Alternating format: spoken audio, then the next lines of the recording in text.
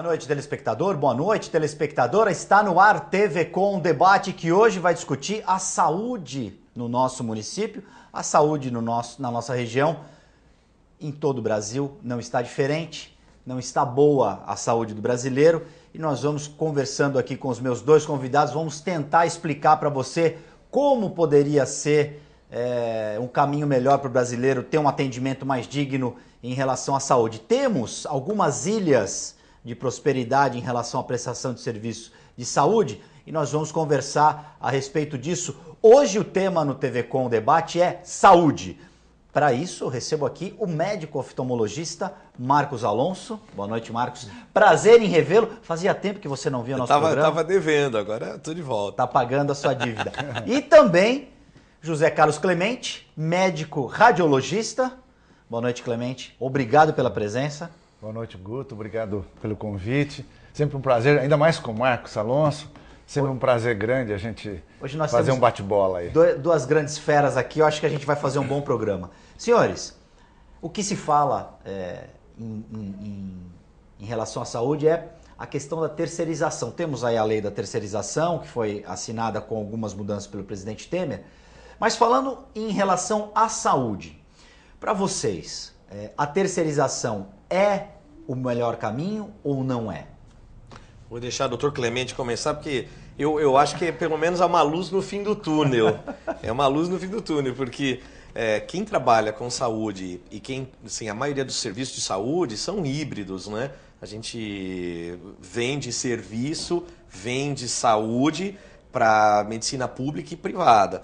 Só que nos últimos anos não é segredo para ninguém que ser empresário no Brasil passou a ser um ato esquizofrênico.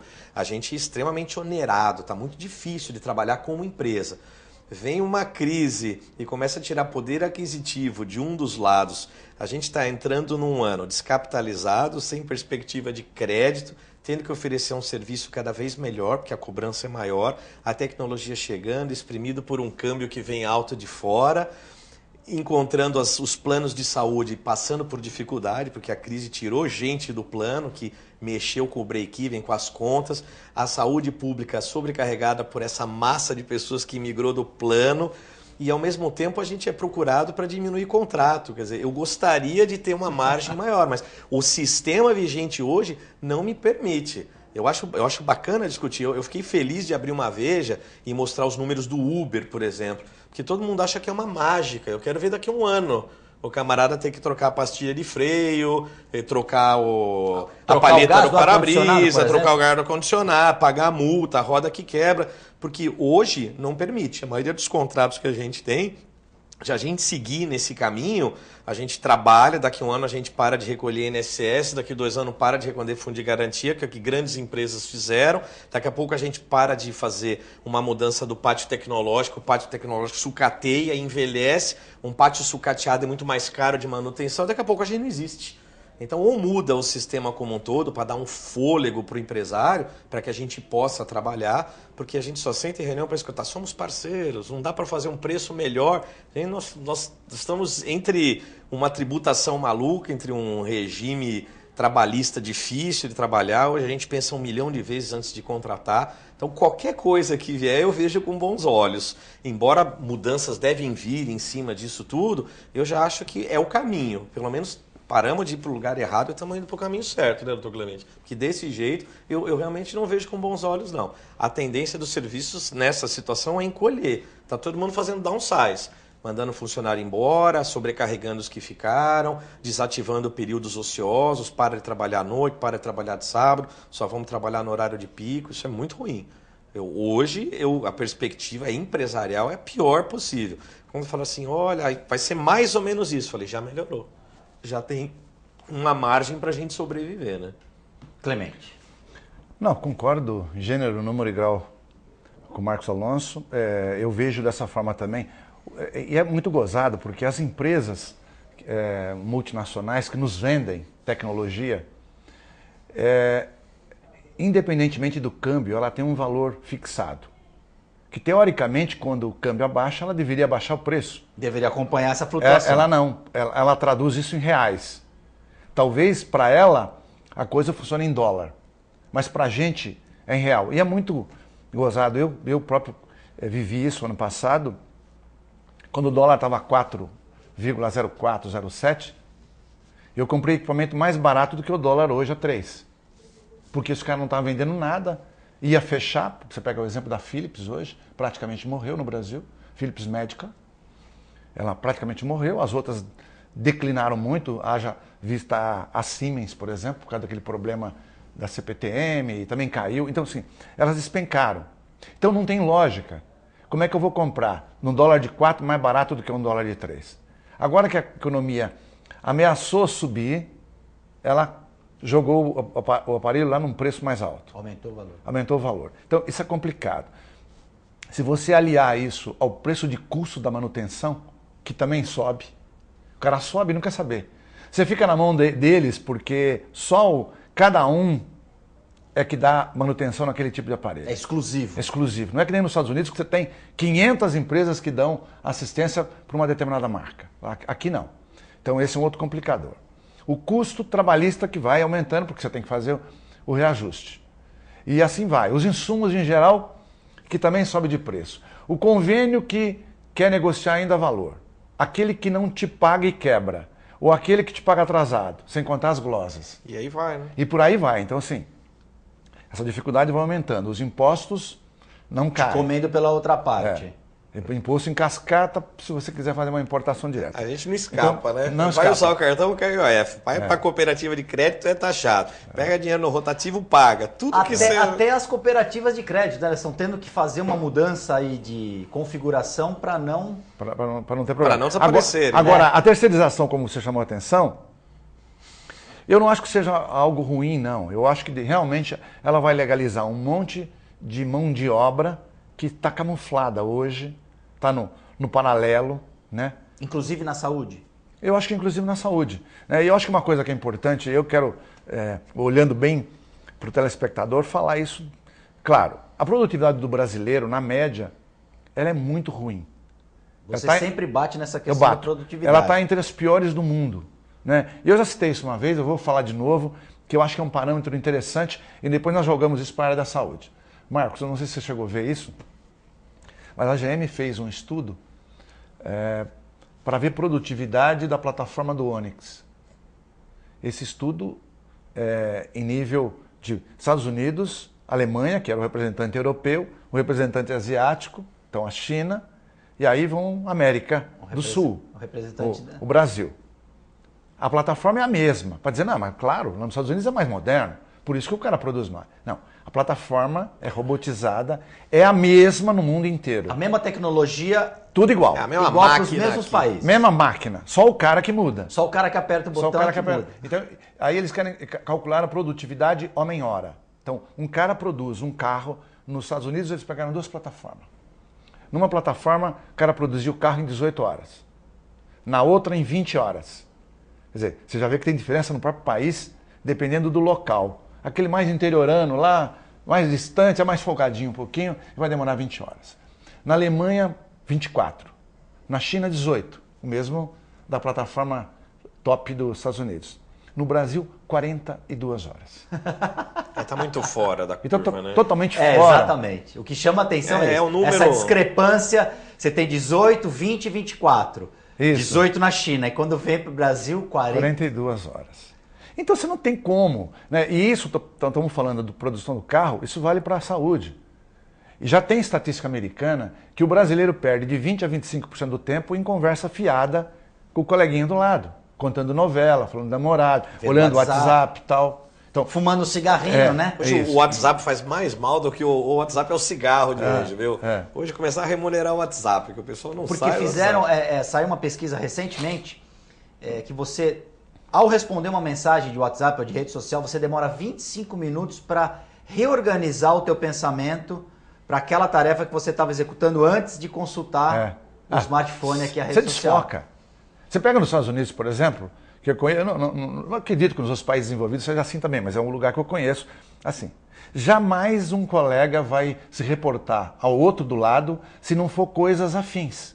Coisa de trabalho. Coisa de trabalho. Eu estou integrado com o Marcos, estamos falando de saúde aqui, uma integração de alguma coisa que é comum. Okay. E que um depende do outro realmente como dado como dado importante para aquele... Naquele processo naquele que vocês estão processo. fazendo ali. Agora aqui não, pô. Aqui é conversa mesmo, paralela. Pô, tu viu ontem, o juiz roubou, não foi pênalti. É uma informalidade na produção, né? E aí isso quebra Quebra totalmente. a Ó, seriedade quer do ver mais processo. um exemplo interessante? Essas empresas grandes, como eu falei, GE, Philips, Siemens, Toshiba, Shimadzu, que são empresas gigantescas, né? Especialmente a GE, que está normalmente entre a terceira e quarta maior empresa do mundo.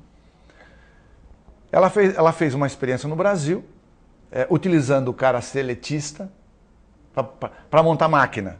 Então, o cara montava uma ressonância, na melhor das hipóteses, em 4 semanas. Né? Era o melhor resultado. Melhor resultado. Hoje, ela terceirizou e o cara produz, ele monta a mesma máquina em 1 semana.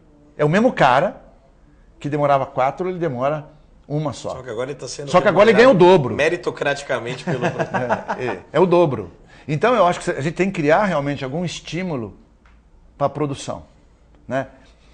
O sistema como está hoje, as leis trabalhistas... Desestimularam totalmente. Desestimulam. O cara trabalhando ou não, ele ganha uma coisa. Você estimula o cara a se encostar em algum lugar e não o estimula a aprender, a evoluir e a produzir. A meritocracia. E é engraçado, tem essas parábolas, essas histórias que surgem na internet. Eu acho que tem hora que o camarada tem medo de produzir no máximo da capacidade dele, porque ele sempre deixa uma margem para que se ele for cobrado, ele poder... Tem aquela história mitológica dos aviões da TAM, diz a lenda que na época o comandante Rolim Amar tinha que fazer um overhaul de um avião caríssimo, então o avião teria que ficar tantos dias sem voar. Ele fez as contas, aquilo custaria milhões para a empresa, mas normalmente o avião ficava tanto tempo no chão. Ele chamou todo mundo e falou, se vocês fizerem na metade do tempo o mesmo procedimento, que é a diferença das 18 horas do chinês e das 18 horas do americano. Provavelmente o chinês faça o carro num dia. Ele fica lá às 18 horas, porque a lei permite, e ele fica. O outro precisa de 2 dias. E os caras fizeram o carro e bonificou um automóvel para cada um, por ter feito o avião. Passou 1 mês e o segundo avião, os caras falaram, vamos ganhar mais outro carro agora. Ele falou, agora que eu já sei que dá para fazer na metade do tempo, vamos fazer esse avião funcionar.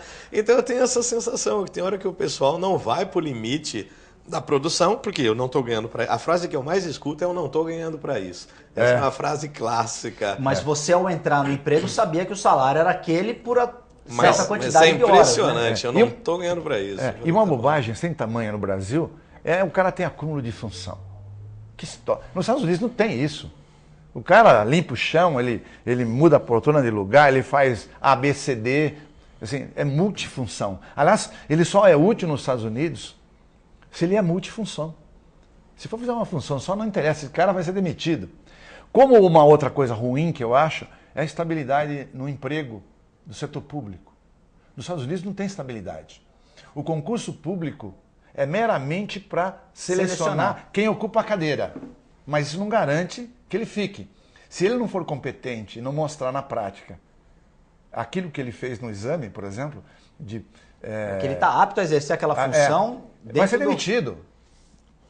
É demitido. E nós perdemos essa cultura, né? Aqui o funcionarismo público não está para servir o público. O público morre de medo de qualquer funcionário público. Desacatar funcionário público. Você vai lá no lugar, você vai lá, crime. você fica na fila, o pessoal assim não vai falar assim, vou ter que ficar 5 horas sorrindo e agradecer, porque se o cara olhar para mim e não gostar de mim, eu não consigo o meu papel. É um vício. Não tem como mandar embora. Como que a gente pode mudar esse paradigma, principalmente no Brasil, depois da CLT consolidada? Algumas situações vão ter que ser alteradas para o país poder crescer economicamente. E aí a gente lembra também das lições de casa que Portugal fez depois da crise de 2008, que outros países fizeram para cortar gastos excessivos, principalmente com funcionalismo público, para poder dar uma resposta para a população, dando serviço de qualidade em contrapartida e fazendo a economia girar, que é gerando emprego. Guto, eu assim, Portugal teve uma pressão muito grande, porque a comunidade europeia botou a faca no pescoço do país e falou, olha, vocês estão gastando mal o dinheiro da comunidade, ou vocês se enquadram nesse parâmetro, ou não há mais crédito. Então houve uma motivação, é um país bem menor, que entendeu que se quisesse continuar dentro da zona do euro, teria que se adaptar. Eu tinha amigos que moravam na Europa e a gente brincava que o problema da comunidade europeu é que um alemão trabalhava por 2 portugueses e um português trabalhava por 2 gregos. Então você via que no final um alemão sustentava 4 gregos. Então não tem como. O Brexit é interessante para mostrar para as pessoas que essa fórmula está esgotada. Só que no Brasil a gente depende de nós mesmos. Eu acho que as coisas só vão melhorar. Eu ficaria extremamente feliz se a próxima campanha não fosse sair para... Porque eu não vou sair mais para a rua para nada. Chega, eu cansei. Eu não vou mais para Paulista, eu não vou mais para Praça da Independência, eu não vou. Eu vou trabalhar, eu prefiro. Sim. Mas eu acho que a próxima campanha devia ser todo mundo não pague imposto de renda. Não Uma campanha de desobediência Olha, uma cívica. desobediência civil fiscal. Por favor, o que nós vamos fazer? Nós não vamos Perfeito. mais pagar imposto esse ano. Não vou pagar. Ah, mas dia 30 de abril tem que entregar as declarações. Pô, ninguém deposita nada. Pronto, eles estão gastando mal o dinheiro, eu não vou pagar. Mas é porque verdade. o mercado como o europeu pressionou Portugal. Mas quem vai pressionar o Congresso? A gente vai assistir um show de demagogia agora. Ninguém quer ficar com o ônus da responsabilidade de uma mudança. Mas quem paga, Somos rigorosamente, é o cidadão. E quanto mais a gente produz, mais a gente paga. Então, acho que tinha que ser uma insubordinação fiscal. Vou parar de pagar imposto. Pronto. O pior é que as grandes empresas não pagam. Só Exatamente. a gente que Aí paga. você pega a JBS, que É a deve líder. 1,8 bilhões. Tem canal de Aí você- televisão que deve bilhões. Bradesco.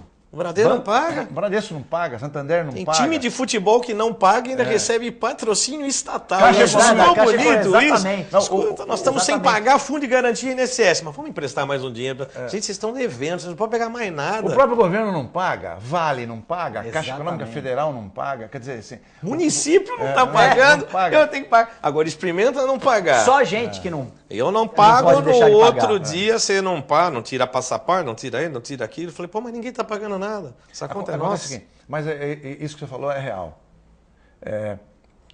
Vai uma empresa grande nos Estados Unidos não pagar. Porque lá o mesmo pau que bate no Chico, Ela vai bate no fechar. Francisco. Ele vai penhorar as receitas dela no limite do pagamento, ou então vai fechar. Ou Não quebra, tem. inviabiliza. Não tem esse negócio de ficar devendo. Claro, se a empresa não tem, ele vai negociar como é aqui. Renegocia a dívida para tentar reaver isso aí. Mas não é o caso de um Bradesco, que teve uma Lucro líquido 15 de bilhões, né? Lucro Só líquido, né? Lucro líquido. Perdeu só do Itaú, que foi 21,6 bilhões. Mas não recolhe imposto. Mas não recolhe então. imposto. Então Aí sou fica eu, eu fácil. ficava bem também nessa Como é que você Todo pode- mundo equação vai aí. bater recorde de lucro. Como é que você pode receber 15 bilhões? Então paga 1,5 que deve, porra. Então, é a mensagem que eu estou Exatamente. recebendo. A gente não tem justiça em nenhum nível, mas a justiça fiscal a gente devia mexer primeiro, porque dinheiro é muito importante para o país É o ponto mais sensível, funcionar. Assim a comunidade, se o camarada não paga o condomínio e no fim do ano ele é anistiado, você está passando uma mensagem para as outras pessoas do Exatamente. prédio não pagarem o condomínio. Não pague que no final do ano você vai Você pagar vai menos. lá e não paga o clube, daí o cara não paga os 11 meses, mas no fim do ano, não, nós vamos parcelar em 100 vezes pro senhor. Eu falei, pô, então eu sou idiota, porque eu estou pagando isso tudo direitinho. Não, e pior que está acontecendo isso com a prefeitura, né? A Exatamente. prefeitura agora... Incentivo para pagar tudo. Para pagar, tem desconto, tudo bonitinho e tal. Então o cara que pagou corretamente... É um tom. Não teve se- o desconto, né? Se não você, dá o desconto, se né? você Na facilidade. atualizar o dinheiro Você pela perde essa- poupança, leva uma ferrada lascada. O cara vem agora, depois de 5, 6 anos, E paga. e paga lá, lá desconto. embaixo. Paga parcelado. Parcelado e com desconto. E com Vamos desconto. começar a aplicar esse dinheirinho e depois a gente vai buscar lá na frente. Porque Essa é a mensagem. a mensagem está muito clara. Então, escuta, o dia de pagar dia 30. Rasgue seu DARF, desligue seu computador. Não paguem nada. Não paguem nada. Já tem muito imposto que já é recolhido. Não vão pagar. Tem muito dinheiro, né? Não, gente? e o pior essas coisas, assim, então, tem coisas que são fáceis de resolver. Como essas grandes empresas. Eu vou penhorar sua receita, ponto final. Não tem conversa. Ou então você não vai funcionar mais. É. Ou paga ou não funciona mais. É o equivalente, Marcos, o cara, por exemplo, que tem um plano de saúde. Eu acho que a ANS, isso eu acho vergonhoso, porque a ANS, devia acabar com o papel. Autorização online. Se o cara pagou o convênio e as cláusulas contemplam ele fazer determinado tipo de procedimento, Está autorizado. Já está liberado. é automático. Acabou. Pagou, abriu o canal Automático, dele. não tem esse negócio. E não tem glosa mais, não pode ter glosa. Ele autorizou Depois ele vai dizer, não, mas o código estava errado, a data estava errada, estava guia rasurada, ele inventa um monte de história. Não tem a CID? Não tem o CID. O sistema é perverso, porque você acaba criando uma chicana burocrática dentro do sistema para tentar adiar um pagamento. Se você brigar proposital pela glosa, talvez você receba, mas às vezes passa no movimento grande. Então, é o se colar, colou. E passa muito bem, porque é o seguinte, por exemplo, a gente tem um controle muito bom na Multimagem. Como eu sei que o Marcos tem um controle, mas assim, existe uma estatística da Folha de São Paulo que diz que 82% dos médicos não sabem o que recebem. Eles não têm ideia. O montante. Então, você imaginou esses 82%? Se tiver uma glosa de 10%, de 20%, ele não percebe. Ele não sabe. Passa, né? Então, imagina isso traduzido em renda, em caixa. Que se não vai para o médico, fica para quem? Para a empresa. Porque o dinheiro é gerado em mês fiscal pregresso. Então, às vezes, você está fazendo brigando por uma glosa de um mês pregresso e aí cai o dinheiro do. Se não for muito bem organizado, se você não tiver. Só que essa organização que a gente tem custa dinheiro. Essa estrutura. Isso né? significa Custa ter dinheiro. mais funcionário. Então, eu tenho que ter muito mais funcionário do que quem tem uma empresa menor. Então, o mundo foi mudando. Tem aquele cara que está pequeno, ele mesmo, ele atende, ele marca a consulta, ele faz a papelada, ele tem um custo, ele tem um limite de atendimento. Em empresas maiores é impossível. Se você não deixar isso tudo organizadinho, só que tudo custa dinheiro. A gente tem um problema, a gente tem dentro do consultório um número de sindicatos muito grande, dentro da mesma área. Podia unificar e simplificar isso. E é uma negociação com cada entidade. Cada mês do ano vem o do telefonista, daí vem o do não sei o que. Isso é muito ruim, isso é muito complicado. E devia ser uma guia única. Faz uma guia única e vamos resolver isso aí. Sindicato de quem trabalha na saúde. A gente diminuía um pouco. Está muito confuso isso. Agora, o pessoal vai começar a parar de pagar também, porque quando aperta a dor de barriga, tudo acontece igual. O camarada ele começa a parar de pagar o lazer, o supérfluo. Daqui a pouco ele começa a atrasar o plano de saúde, ele paga dos filhos, mas não paga do chefe de família. Ele paga a escola das crianças, mas ele atrasa o cartão de crédito. Está todo mundo fazendo a mesma coisa. Descobrindo um santo para cumprir. É uma questão de tempo. Quer dizer, vai ficar exatamente muito pouca coisa que realmente é fundamental sendo pago. O resto está tudo sendo rolado. Igual você falou do cartão de crédito, eu lembrei. Porque hoje muda a regra do rotativo. Rotativo. Maria. Só boa notícia. 486% ao ano. É brincadeira. O que significa 40,5% ao mês. Mas se o Marcos for fazer um empréstimo para você, Guto, a 1,5%, ele praticamente vai estar atualizando o dinheiro dele. Mas se ele cobrar 1,5%, ele vai ser penalizado. Se o cara denunciar ele é agiota. Eu sou agiota. Ele é do mal. Ele é do mal. Agora, a empresa que é dona do cartão, que também tem banco, que faz 15 bilhões de lucro líquido, não recolheu o imposto. Não recolheu o imposto, cobra 40%, 40,5%. E aí não é agiota. E ainda é elogiada, né? O homem do ano. Nós somos muito trouxa, deve ser isso. Então é um negócio tão absurdo, né?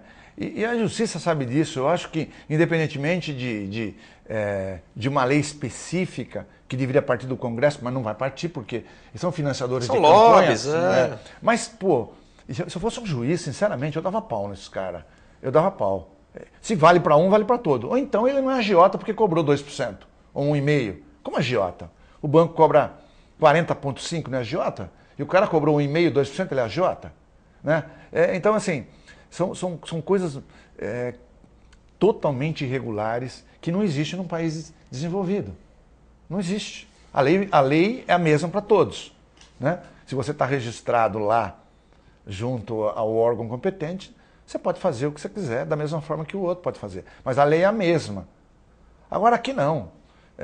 Banco faz o que quer, não paga imposto, não paga poder nada, econômico, não paga a Previdência, não paga absolutamente nada. Vocês que têm um contato com colegas de outros países, nos congressos, nas reuniões, vocês chegam a comentar, eles chegam a comentar esse tipo de situação do Brasil? Vocês chegam a comentar, vocês também conhecem a realidade de colegas de outros países? Olha, como é que é lá fora? Eu sou suspeito, porque país da gente é igual parente, né? Só a gente que pode falar mal. Meus amigos de outro país eu não deixo. O cara vem falar mal, eu falo, vai pra lá. Mas eu sigo muito exemplo, quer dizer, eu acho que a gente está numa carência de muita coisa, mas a primeira coisa que deveria ter era um choque de justiça.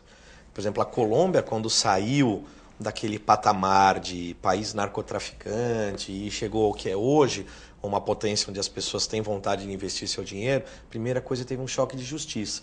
Então, a gente precisa ter um choque de justiça. É muito ruim para a opinião pública quando você vê essas notícias na justiça, que a gente tem que acreditar que uma pessoa vai sair da cadeia e não vai ter acesso ao Wi-Fi. Talvez seja a única pessoa no mundo que não vai ter acesso ao Wi-Fi, é a esposa do governador e tudo mais. Isso é muito ruim, né? Ah, mas a lei era só pedir, essa isonomia não ser feita, ter gente que está na cadeia pelo mesmo motivo e ela conseguir... E aí falar assim, não, mas eu não vou usar Wi-Fi nem telefone. Ah, não, tudo bem. Ela falou que ela não vai usar Wi-Fi. Quer dizer, ela roubou 250 milhões e não falou para ninguém. Ela vai roubar o Wi-Fi do vizinho. Sim. Que... O dela ela não vai usar, é a senha de outra pessoa. Quer dizer, esse tipo de notícia, isso mina o poder da justiça. O fato da gente ter o Supremo... Hoje a gente consegue perceber como o Supremo é importante na história da República. E sempre ficou meio à sombra, né? O Supremo tem que mostrar o que veio, a gente tem que despolitizar um pouquinho o Supremo, eles têm que dar para esse povão alguma esperança, porque senão a tendência, se as coisas continuarem como estão, o país vai passar por convulsão social, não tem como. O cenário está se preparando para convulsão e conflito social. Porque a gente está com um quadro... Nós estamos com um quadro muito parecido com a Colômbia, Exatamente. Na época do Pablo Escobar, o narcotráfico infiltrado em todas as instâncias, o narcotráfico e o crime organizado, infiltrado em todas as instâncias. O Supremo enfraquecido. Assassinatos aos montes, né? É o que a gente precisa. Crise, falta de dinheiro, falta de exemplo. Não precisa, o cara pega aquele livro do Foucault, Vigiar e Punir. O ser humano precisa ser vigiado e Esse punido. livro é fantástico. Eu, você, doutor Golente, todo mundo. Se não fosse assim, não existia grade, cadeado, muro, cachorro. O que não pode é dar oportunidade. A gente segue nos... Ah, mas tal país, o exemplo... Aquilo foi construído ao longo de tempo, uma história. Mas esses países têm uma coisa em comum. Um judiciário forte e coerente. Você vê os Estados Unidos. Eu pergunto para meus amigos, e o Trump? Os caras falam assim, eu não estou nem aí. O país, as instituições são tão fortes que não tem presidente maluco nenhum que vá fazer alguma maluquice. Porque o Supremo não vai deixar, o Congresso não vai deixar, o Senado não vai deixar. A CIA não vai deixar. O partido vai chegar uma hora e vai falar... O próprio partido dele mesmo. O próprio partido dele não vai deixar. E o que é interessante, aproveitando o gancho do Marcos, é que eu acho fantástico. Pode dizer que os Estados Unidos é frio, que é isso, aquilo e tudo, mas é o seguinte. Você pega qualquer estado americano, uma determinada causa, qualquer juiz vai decidir exatamente daquela forma. Porque a decisão é técnica. Ela não é emocional. Não é subjetiva. Exatamente. Não, ela não é emocional. No Brasil, a decisão é emocional. O cara não te paga aluguel há 14 meses. Tem juiz que vai dizer, não. Coitado. Coitadinho, mas ele era pobre. pobre. Você tem 5 imóveis, você tem 4 e tal. Não, deixa Você pode esperar. Eu vou deixar mais um ano. Mas essa cultura do mal, porque vai acomodar todo mundo. Vai incentivar o cara a continuar naquela situação. Nos Estados Unidos não importa. Se você roubar uma bala, você vai preso. Não importa se é uma bala... Ou se são 1 milhão de balas. Ou se é 1 milhão de balas, ou se é uma coisa extremamente valiosa. Não pode furtar ou roubar. O crime é o mesmo. E o fato de devolver a bala não vai te tirar da cadeia, né? Escuta, olha, eu roubei, mas eu vou devolver. Tô devolvendo tudo aqui, bem, você vai preso do mesmo jeito. Você vai preso. Então vai preso e ponto final. Acabou. Ou seja, a decisão é técnica. Ela não é emocional. Só como estatística, 1 em cada 5 americanos já foi preso. É a maior população carcerária do mundo. 1 em cada 5. Ele pode ter sido solto, mas ele foi preso por alguma irregularidade. Ou por uma embriaguez ao volante. Qualquer coisa. Mas todo mundo sabe que não tem sopa. O índice de resolutibilidade dos crimes é alto, a velocidade é grande. Você toma uma multa, na mesma semana você tem que ir lá no juiz resolver o problema da multa. Se você não resolver o seu problema da multa na mesma semana, você não tira mais cara. Não, ou então eles têm uma situação que é 1, 2, 3 na cadeia. Você vai passar, não vai resolver. Vai evoluindo, vai ficando. né? 1, 2, 3. Por isso que esse número é importante, porque a gente aqui no Brasil tem a mentalidade da prisão de anos, né? Lá não, você cometeu uma infração, dependendo do tamanho, você fica 1, 2, 3 dias na cadeia. E não é prisão sopa, não. A maioria delas, o cara... Você trabalha na cadeia. Você trabalha na cadeia. Olha uma coisa interessante, que o brasileiro fica falando aí e tal, mas é uma bobagem grande.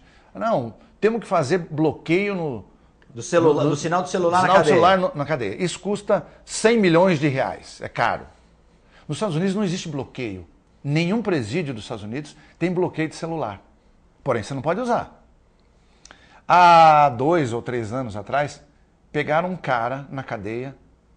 Ele faltava 3 meses para sair da cadeia. Pegaram com o celular. Pegaram ele com o celular. Mais 10 Adivinha? anos, 40 anos. Resolvido. Eu sempre me bati, por que não? Há 3 meses para sair, o cara pegou 40 anos pelo porte do celular. Ninguém sabe nem se ele ligou. Mas é para dar exemplo para os demais. Você pode Pegou até tentar. 40 anos. Se você vai arriscar, você é perfeito, Isso né?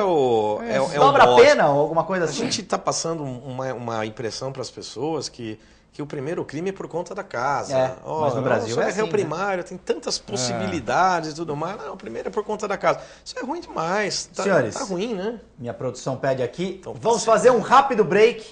TV com Debate volta em instantes.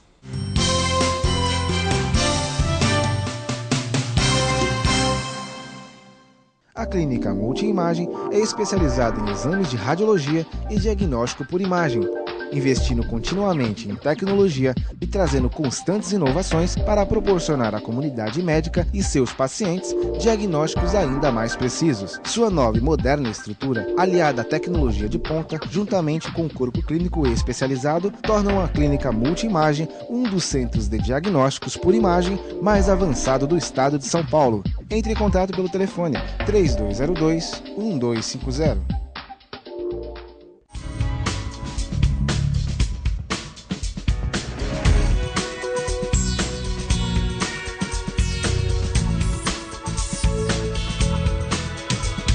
Unilaser, um centro de referência único que, concentrando recursos tecnológicos e a capacitação técnica de seus médicos, pode diagnosticar e tratar as doenças da visão, aplicando uma oftalmologia de ponta com reconhecimento nacional e internacional. Unilaser, unidade oftalmológica de laser.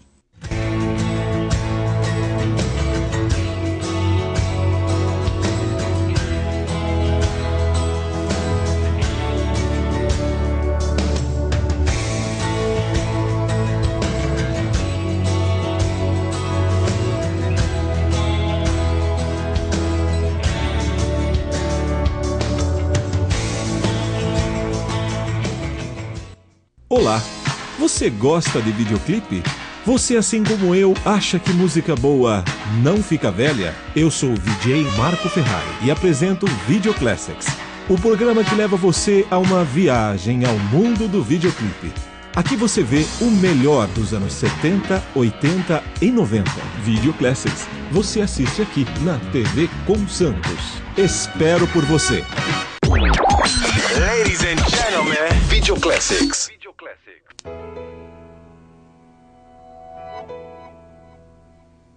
Um banho de 30 minutos desperdiça 486 litros de água, o que é água suficiente para matar a sede de alguém por 8 meses. Tome banhos mais rápidos e não desperdice água. Ela já está faltando para muita gente.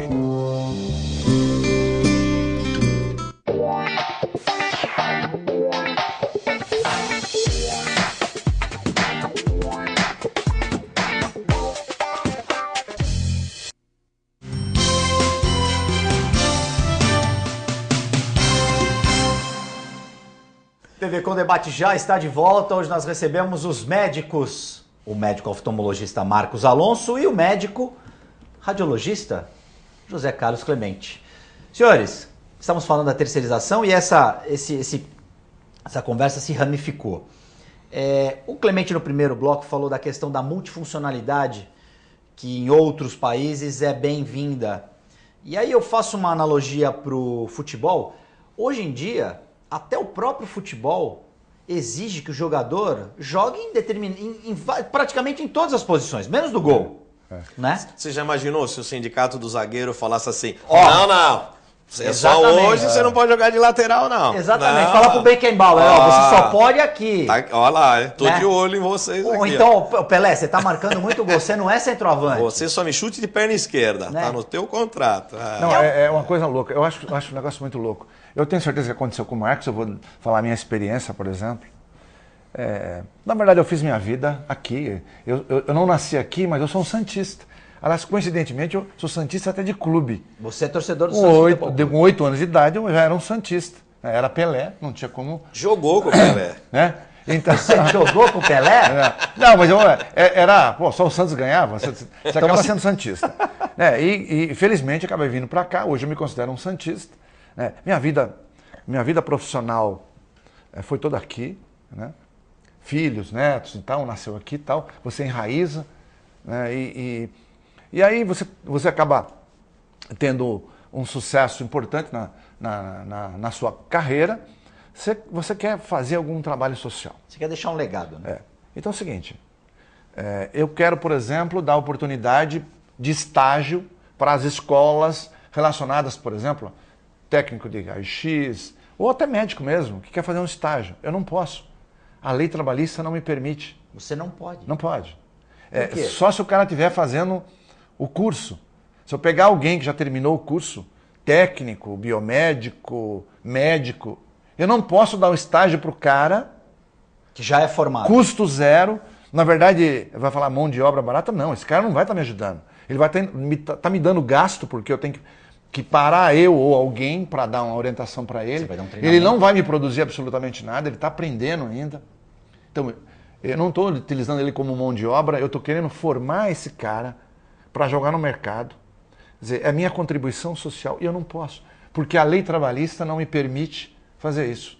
É um dinossauro, Um né? dinossauro. Engessado. Da mesma forma, eu falo assim, puto, o Guto é fantástico. Produtividade dele, impressionante. Ele fez 200 guias no dia, por exemplo, quando a média é 150. Eu vou dar R$500 para ele no fim do mês. Eu não posso fazer pode? isso. Não pode. Só se for... Não pode. É só por fora, Se só eu- na e- clandestinidade. E se eu der por... na clandestinidade. Se não incorpora... Incorpora. Então, Exatamente. teu No salário... final ele ainda vai na justiça. Vai na justiça dizer... Pô, ganhava 500, ele parou de... Tem que incorporar. E nem para um setor. Pode chegar para o faturamento e Vou falar assim, ó, premiar o faturamento. Não faturamento, posso. gente, se vocês terminarem até dia 25, ou se vocês produzirem mais nesse mês, eu não preciso de tanta gente aqui, eu vou dar R$200 ou R$300 de bônus para cada um. Eu vou dar chocolate, eu vou dar o quê? Eu vou dar uma viagem, vou sortear uma bicicleta, não sei, qualquer coisa. Eu não posso. Nem sendo uma empresa particular. Não pode. Você vê que a gente vai para a mesma questão. Eu não posso, por mérito, premiar quem vai mais, o que faz com que o pessoal também não queira se E aí- destacar para melhor, porque não faz a mínima diferença. Faz diferença. Porque o o cara- salário no final do mês O é o cara mesmo, fala, tanto pro eu bom quanto ganho pro mesmo mal. do que ele que sai para fumar toda hora, eu ganho mesmo do que aquela que fica olhando no WhatsApp o dia inteiro, eu resolvo todos os problemas, então eu ganho a mesma coisa, então eu não posso. O que é extremamente frustrante para todo mundo, né? Você vê como a lei trabalhista é fundamental para proteger sempre um lado mais fraco. O que as pessoas não perceberam é que o lado mais fraco hoje é quem virou o contrata, virou o jogo. Eu entendo que na época que isso foi feito era assim, você vai trabalhar para mim e você vai trabalhar 1000 horas, era realmente distorcida Você a não vai se relação. alimentar, você vai trabalhar aqui em... Não é? Era assim, era Exposto trabalho a- escravo, mas hoje não é mais, o mundo mudou. Vamos arbitrar as relações entre patrão e empregado. Não da forma que está acontecendo. Com essa forma a gente já sabe o resultado. A gente está encolhendo a economia, estamos encolhendo. Hoje contratar é um ato de extrema responsabilidade de qualquer empresa. De coragem também, Ou né? muita. Você sabe que em 81, 82, eu falei, puxa vida, eu vou fazer o seguinte, vou fazer um teste aqui de produtividade. Nesse tempo, eu não era multimagem ainda, e eu falei, vamos fazer o seguinte, a gente vai dar um percentual do lucro para distribuir entre os funcionários. Um mês foi maravilhoso, primeiro mês maravilhoso, a produtividade realmente aumentou. No segundo, já não aumentou. No terceiro, estava igual antes de começar. E o pessoal já E o pessoal já comentando nos corredores, não, a gente só está ganhando mesmo.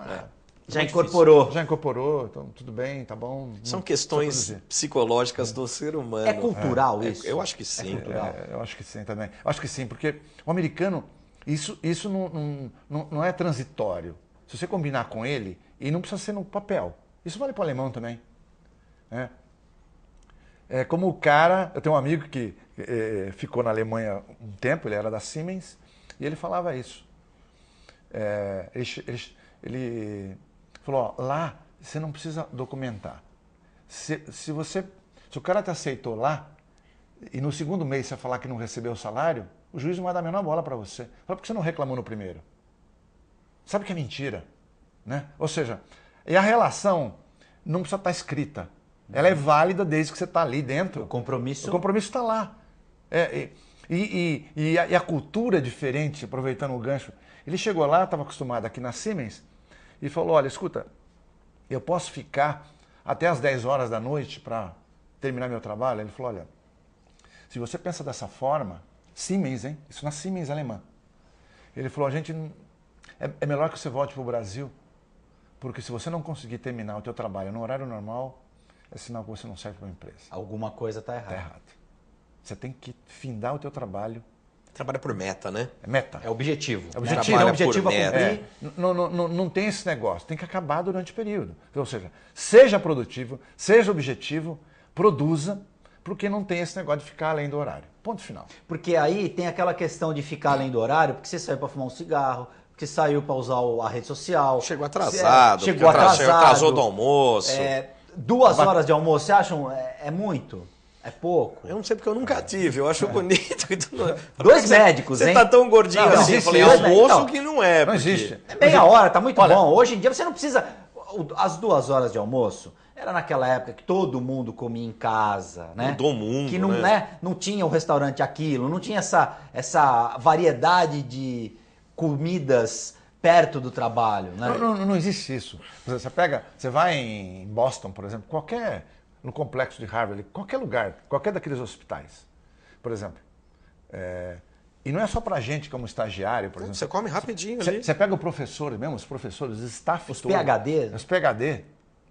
Por exemplo, você vai para uma reunião, não tem almoço. Você pega o lanche, Um leitinho, uma maçã, o seu... Ou no caminho de um lugar pro Não, vai outro. no Você caminho e assiste a reunião. assistindo a reunião comendo, pô. Não tem almoço. Porque quando você para, até você voltar a produzir, É. a gente começa tudo de novo, né? E a gente Isso é não muito tem tempo a engraçado. perder, né? Lá fora, na Europa, nos Estados Unidos, o tempo é muito precioso, né? E a meta, né? Eles terminam o dia e terminam o que se propôs a fazer naquele dia. E está terminado. Sem hora extra. Porque a hora extra é um problema para todo mundo, né? É o tipo de coisa que a empresa gostaria de não precisar pagar.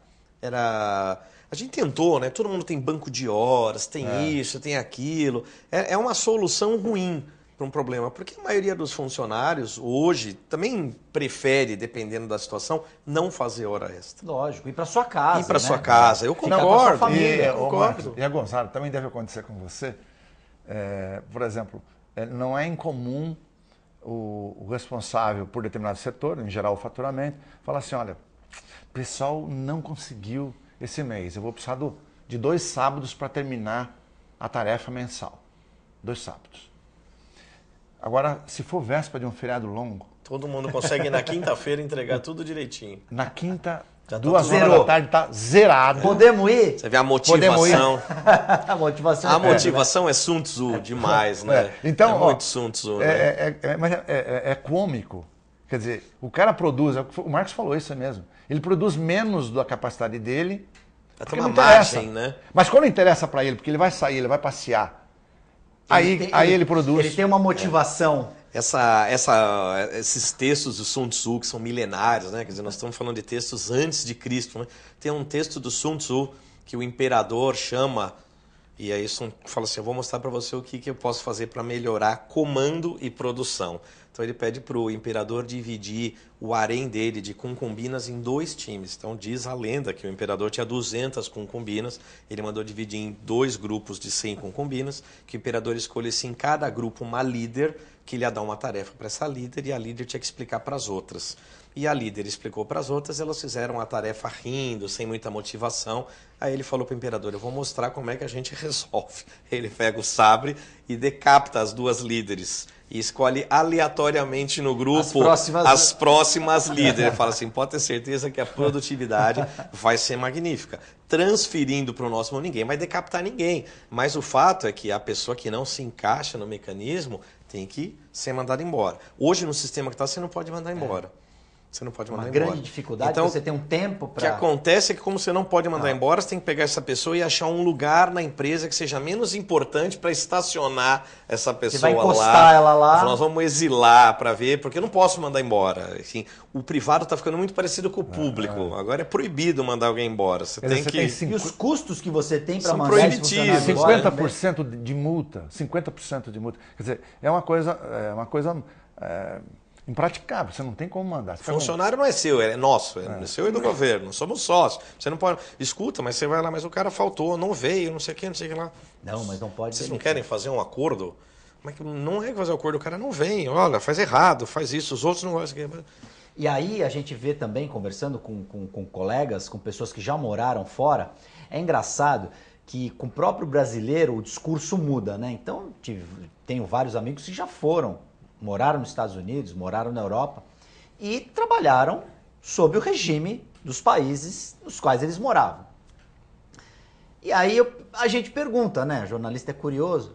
Escuta, mas, pô, você defende tanto aqui a lei trabalhista, as férias, o fundo de garantia, o descanso remunerado, o funcionário público tem licença-prêmio, né? Tem uma série de benefícios. Mas você vai lá para os Estados Unidos que não tem nada disso. Vai para o Japão, trabalhar, né? 20 horas na E indústria. aí o cara não te responde, porque ele é contraditório. Lá- Você lá ganhou você dinheiro pode- lá você se sujeita. Não, se abrisse as portas aqui para quem quiser ir para os Estados Unidos, Não sobrava ninguém. a grande maioria vai embora. E lá não tem licença maternidade, não tem 13º, não tem férias, não tem estabilidade, não tem estabilidade né? Como Nenhum. o Marcos falou, você não Não serviu tem. hoje, amanhã, ó, Não, querido, e- não e preciso você mais. só ganha o dia que você trabalhou. Não trabalhou sábado, não ganha. Não trabalhou domingo, não ganha. O trabalho, a remuneração é diária, é por hora, né? Você, no Ou por final- hora ou é anual. Você pega as universidades, é anual. Quanto o cara ganha? Ganhou $50 mil ano, $100 mil ano, vamos dizer. Um exemplo. Ele já sabe quanto ele vai ganhar ano. É um número fechado. Ou então ele ganha por hora. Mas trabalhou, ganha. Não trabalhou, não ganha. Licença maternidade, a empresa até pode conceder, mas de livre e espontânea vontade. A lei de faculta. uma negociação. Como mérito, né? a E lei ela faculta. não precisa conceder para todo mundo. Pode conceder para quem quiser. Falta a lei. E pode ser individual. Mas Eu vou dar posso para ela, dar- mas não vou dar para ela. Porque Essa aqui esse merece, esse essa não merece. não. A meritocracia é fantástica. Você vai num congresso, você acaba de assistir a aula, tem lá todo mundo que deu palestra no congresso. Para você votar se a aula foi boa, se foi. Você coloca, ó, gostei, mas esse camarada deu essa mesma aula ano passado e não mudou nada. Não chamam mais o cara no outro ano. Então já tem uma seleção feita pelas É uma próprias... seleção natural. E o camarada vai dar aula lá, ele fala assim, olha, eu estou dando aula, o cara mostra imposto de renda aqui atrás, mas eu recebi esse ano de pesquisa do laboratório A, B e C, tantos mil, então eu quero que toda vez que eu falar sobre algum desses laboratórios, infelizmente, por mais cientista que eu seja, eu tenho relação com essa indústria. Isso é aberto. Isso é por lei, tem que ser aberto. Se ele receber $1 do laboratório, o laboratório declarar no imposto que deu e ele não declarar no imposto dele, ele é penalizado. Isso tem que ser transparente, absolutamente transparente. Ele pode receber, só que ele tem que dizer que ele recebeu. Porque esse é o X da questão. Claro. Eu posso ir lá e falo, olha, esse produto é maravilhoso e eu recebi $500 mil para fazer essa pesquisa. Eu estou comprometido. Minha opinião não é isenta. O dinheiro está comprometendo a minha opinião. Isso vale para tudo. Isso é muito bom. Mesmo nas universidades, o camarada, se a aula dele, poucos alunos se inscrevem para aquele curso, a faculdade chama o professor e fala, ó, você está ultrapassado, desatualizado, não tem mais interesse pela sua cadeira, nós vamos extinguir a sua cadeira. Ou vamos colocar... Ou nós vamos colocar outro. Importante isso, porque isso serve também para o profissional ter uma realidade, um choque, na Exatamente. verdade. Olha, você não está indo bem, como você acha que Separa-se seria? o joio do trigo. E aí não tem problema nenhum. Aqui a gente politizou de uma forma as universidades, que a universidade está fazendo tudo, menos ensinar. Menos ensinar. Se aparelhou de uma certa... Isso é muito ruim. De uma tal maneira... E é gozado também, uma coisa interessante. Aqui a universidade fica restrita à verba governamental. Você pega nos Estados Unidos, qualquer universidade, ela capta dinheiro do setor público, ou por doação, ou por prestação de serviço. Numa boa. Numa boa. Legal. De boa, é legal. Uma faculdade de medicina, por exemplo, prestaria um serviço para a comunidade ali. Podia da onde ela- receber de qualquer empresa, podia receber dinheiro até de uma multinacional, sem problema nenhum. Para Pode. fazer pesquisa, para pagar para um professor. Você pega a Harvard mesmo. Ali O cara cobra. Você vai pagar uma ressonância lá, por exemplo. Você quer fazer uma ressonância em Harvard? É $4.500. Você quer estar aqui, mas... É caríssimo. Mas você que escolheu.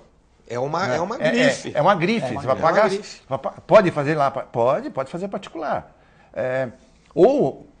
Claro que tem os doadores, mas você também tem empresas que têm convênios com a universidade. Ela capta recurso. Ou seja, o governo tem uma verba especificada. Ó, isso que eu vou te dar. Se vira. Todo mês você vai receber E o isso aqui. gestor da universidade é que tem que se virar com o restante para complementar a necessidade da universidade. Então não é uma coisa assim como no Brasil. Aí fica todo mundo reclamando, por causa disso, porque aquilo, porque não tem dinheiro. Curta, porque não tem verba. Porque o governo isso, o governo aquilo. É sempre porque o governo, né? Que na minha época era assim, reunião normalmente de universidade, são os professores da velha guarda se lamuriando como era na época deles. Isso é uma coisa, eu falo, meu Deus do céu, vamos pular esse assunto, vamos ser produtivos, vamos caçar recursos. Legal, né? Você tocou num assunto que é a questão da pesquisa, o incentivo à pesquisa. O Brasil praticamente não investe em pesquisa. O quanto isso é prejudicial na evolução, no caso da medicina, por exemplo? Eu acho que a gente dobrava o PIB com pesquisa. Com certeza. A pesquisa é tudo. Você vê que, por exemplo, o americano tem um tipo de visto específico, que é o visto que você vai... tem um tipo de visto que é quando você é convidado pelos Estados Unidos para ir para lá. Então, por exemplo, você vai para Harvard, você vai para Boston, tem Harvard, tem o MIT, e você vai encontrar lá camaradas de todos os lugares, independente de crença, credo, problema político, são as grandes cabeças pensantes. Cada camarada desse, eles acreditam que fomenta 1.000 a 2.000 empregos a mais por ano. É esse camarada que está criando o novo chip do novo celular, é esse camarada que está criando o carro com outro combustível que vai economizar menos, é o cara que está na indústria de ponta da farmacologia. Isso é o que agrega valor e é o que a gente não tem mais.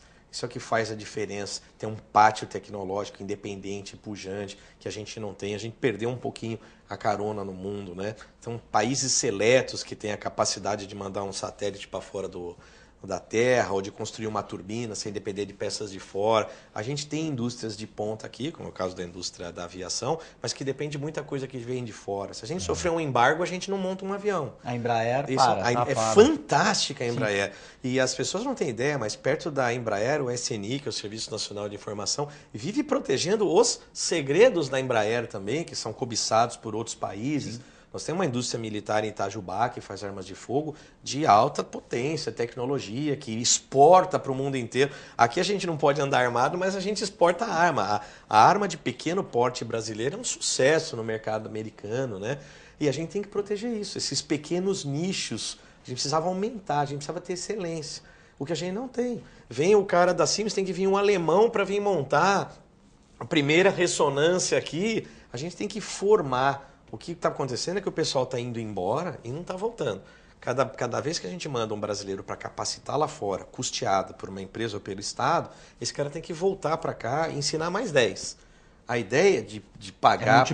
É multiplicar com isso aí. Não vou mandar 1.000 caras, mas a gente vai mandar e o cara vai voltar. E não é isso que está acontecendo. Isso faz falta. Nós temos uma evasão de talentos. E por que isso? Porque o cara é convidado lá, vem a capacidade dele, e ele é convidado para ficar por lá desenvolvendo, mas o sistema lá é diferente. Porque aqui ele não vai ter essa chance. Né? Jamais. O sistema é diferente, o Guto. Até a pesquisa lá é produtividade. O cara estabelece para você... Aliás, esse é um grande problema do Brasil, não é dito por mim, não.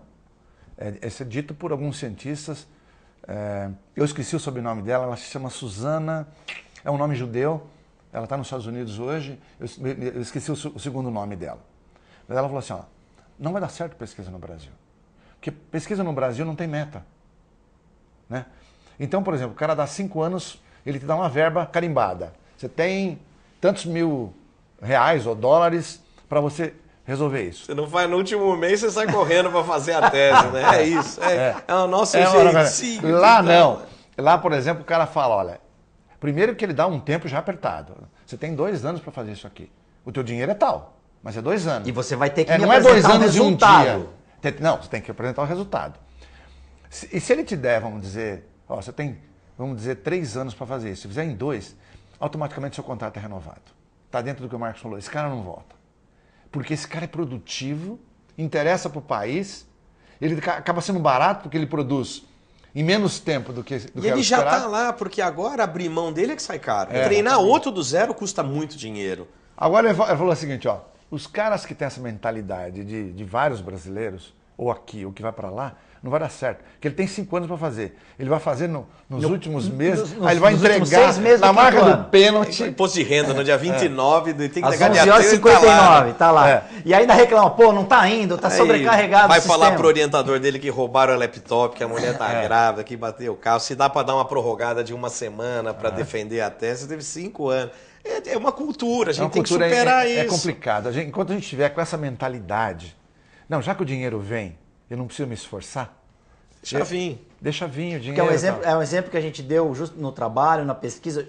O brasileiro pensa assim, sempre, independentemente da área, né? Eu tô dentro eu tô dentro, eu vou ganhar aquilo, então eu não vou fazer. E você imagina as próximas gerações, que são as gerações que foram bolsificadas pelo Estado, que já vem desde pequeno com essa cultura do me deixa aqui porque... Me ajuda que eu preciso, né? Porque eu tô indo. Quer dizer, a gente vai pagar um preço maior lá na frente. Nós vamos. Vai pagar. Não, já aproveitando isso aí, e mesmo em nível mais simples, isso faz o quê? 4 anos atrás, na época do Eduardo Campos ainda, ele fez um projeto lá, ele era governador ainda, e pegou um projeto e falou, ó, não tem dinheiro para pagar um salário mínimo, mas vocês vão trabalhar 6 horas por dia e vai ganhar meio salário mínimo para fazer um determinado trabalho lá que era relacionado à irrigação e tal, esse negócio. Como esses caras, na verdade, todos recebiam Bolsa Família, ele não conseguiu pegar as 700 pessoas. Ele queria 700, recrutar 700 caras. Não conseguiu, porque os caras preferiam ganhar os 120 sem fazer nada do que ganhar R$380 trabalhando 6 horas. Que não vai tirar pedaço de ninguém. Né? Mas você vê a cultura do comodismo que o Marcos falou. Psicologia aplicada. Por isso que não funciona. Eu gostava da cabeça do Reagan, Ronald Reagan, que ele falava, você mede a eficácia de um governo não pelo número de pessoas que obtêm auxílio social, e sim pelos que saem. Os que conseguem emprego. Sair, se empregar então, e pelo o cara tempo que sai. Não é o cara que entrou como foi feito PT. Vamos botar, tem 7 milhões, vamos chegar a 12 milhões do Bolsa Família, porque a gente ganha eleição e tal, e tudo bem. 12 milhões de votos. Não, o raciocínio dele era o contrário. O povo tem que ter liberdade, o povo tem que ter escolha. E eu meço a minha capacidade, ou eu quero que meçam, vamos dizer, o meu trabalho no governo pelo número de pessoas que saem dos benefícios sociais e não pelos que entram. Amém, hein? Amém. Só fazendo aqui um reparo histórico, Ronald Reagan, ex-presidente norte-americano de 79 a 82. Ele dobrou, depois ele ganhou, foi reeleito. Ganhou a reeleição também, sucedeu Jimmy Carter. Se não me falha a memória, Jimmy Carter. Jimmy Carter. E foi o maior crescimento americano, né? Depois o Bill Clinton também pegou um período de crescimento, mas o Ronald Reagan foi um dos maiores crescimentos dos Estados Unidos. E então, que foi mais ou menos como o Trump, né? Era um ator mediano, medíocre, digamos assim, de Hollywood, que acabou se tornando um grande governador da Califórnia e depois foi eleito presidente dos Estados Unidos. Um azarão. Mas ele também... Mas tinha uma cabeça boa. Melhor que a do Trump. Senhores, infelizmente o nosso tempo acabou. Eu venho aqui para aprender com Marcos o Clemente. Alonso. Eu vou pegar meu certificado. Muito obrigado. É sempre muito bom fazer o programa com Hoje foi bom. Com o Marcos. Mas sempre é bom, com vocês é sempre bom. Guto, Clemente, muito obrigado. Obrigado pelo convite. Marcos, agradecer a produção, a você, telespectador, pela audiência. Fiquem com Deus. Até o próximo programa. Com o encerramento de José Carlos Clemente, eu só digo boa noite. O TV Com Debate volta na próxima edição.